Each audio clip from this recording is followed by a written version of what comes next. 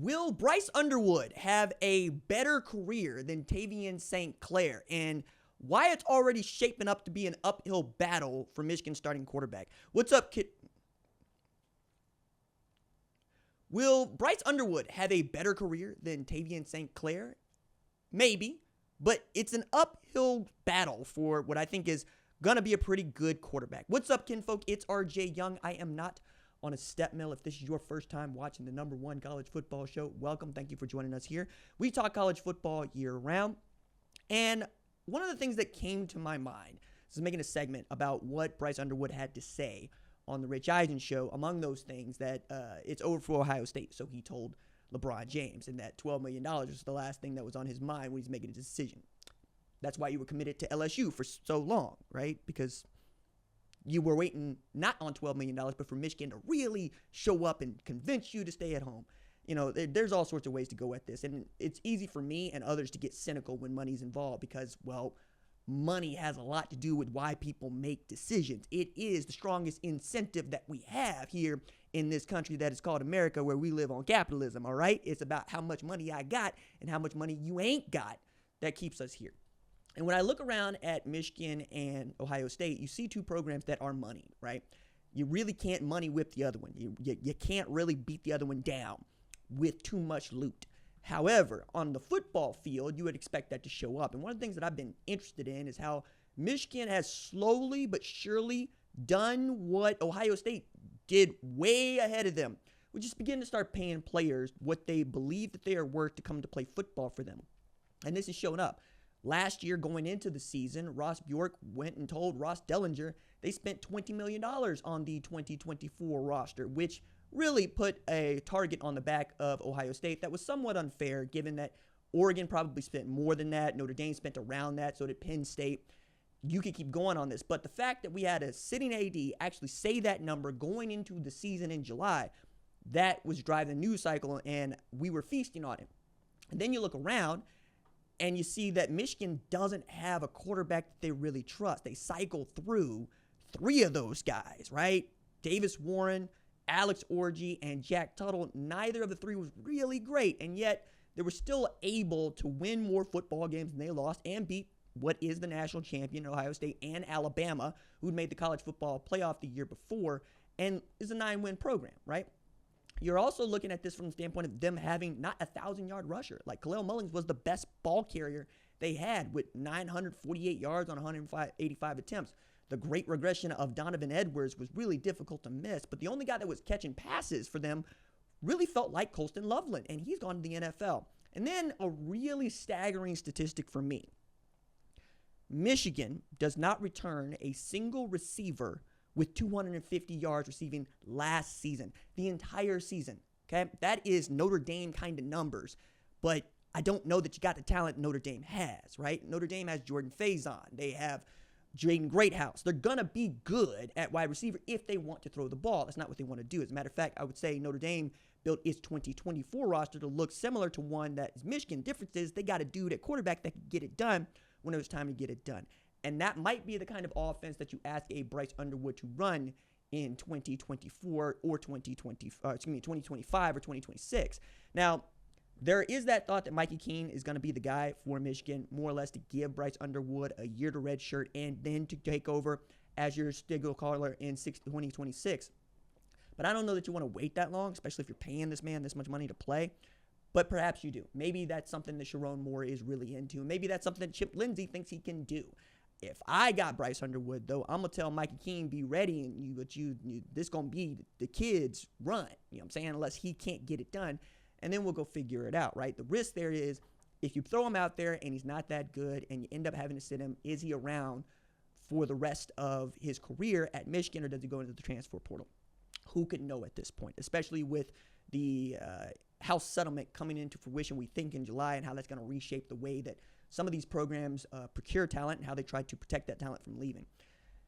I also think that you're talking about Samaj Morgan, you're not talking about wide receivers that move the needle, right?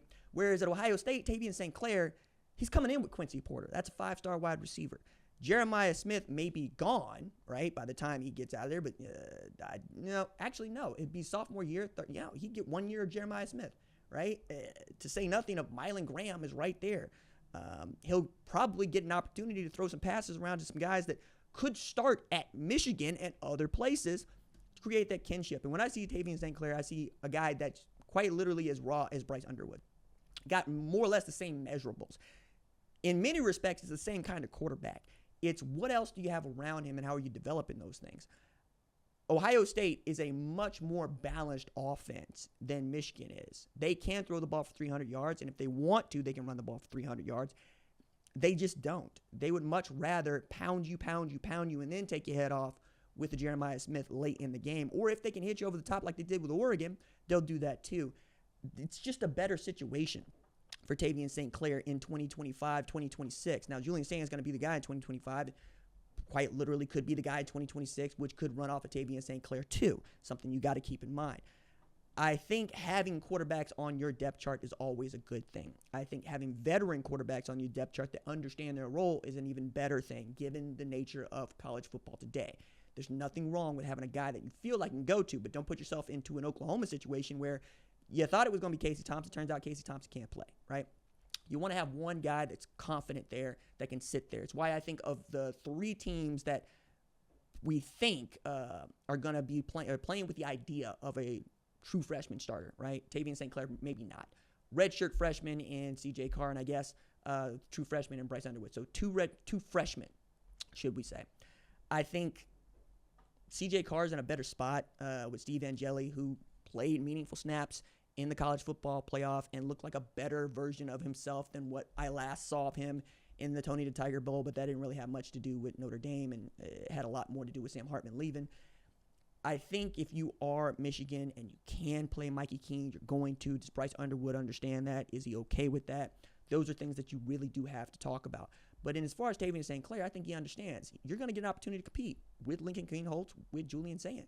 If you can go win the job, go win the job. It's not going to mean that much if Julian Sayin gets beat, though, because that's not what you want, right? Tavien St. Clair is either that much better or Julian Sayin is that much worse. And when we're looking at these things, it's usually that the guy you thought was going to be the starter is just not that good. Kind of like what we thought with Devin Brown when Kyle McCord ended up getting the job. It's like, oh, okay, so maybe he's just not as good as we thought he was, or the skill set needs to develop a little further.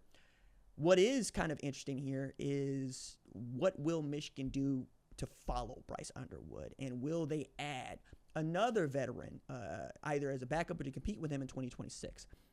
I am really interested in what you think about this, and if you got some sway and you think that you could pick Tavien St. Clair or you could pick Bryce Underwood for your fictitious college football team, which one would you prefer? I think that, yeah, Bryce Underwood has got the goods. I think he's right now a better prospect than Tavien St. Clair. But I think Tavien St. Clair is going to have better tools, better weapons, and better, frankly, better wide receivers all across the board for as long as he wants to be at Ohio State. And that's just not something you're going to be able to compete with if Ohio State continues to recruit at that level.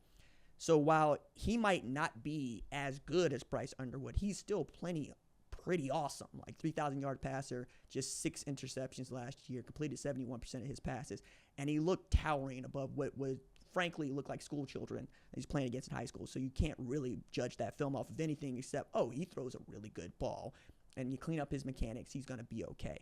Ryan Day can do all that. Billy Fessler can do all that. I think with Bryce Underwood, you want a much more finished product. You want a guy that has an opportunity to move around back there, but what you were walking into is an offense that might hamstring him, frankly. I'm not sure that Chip Lindsey was brought in to do that. I know that's one of the reasons Kirk Campbell got fired, but if Chip Lindsey can turn Bryce Underwood into a version of Drake May and then get him the kind of receivers that Drake May had, then we're on to something, right? It's about that. Show me that you can go get this man some receivers, because your offensive line is going to be retooled, but it's going to be fine. Your running back room is going to be okay. It's your wide receiver group, Michigan. That's the thing that terrifies me most about what it is you're going into, because while you went in last year without a quarterback, it's also you didn't have a quarterback that complete passes to guys that you thought were going to be short and fast and all over the map. But if you can't complete the passes to those guys, it doesn't really matter. Now, I want you to upgrade that position. Show me another Roman Wilson, right? Show me another Colston Loveland. And then let's see what Bryce Underwood can really do.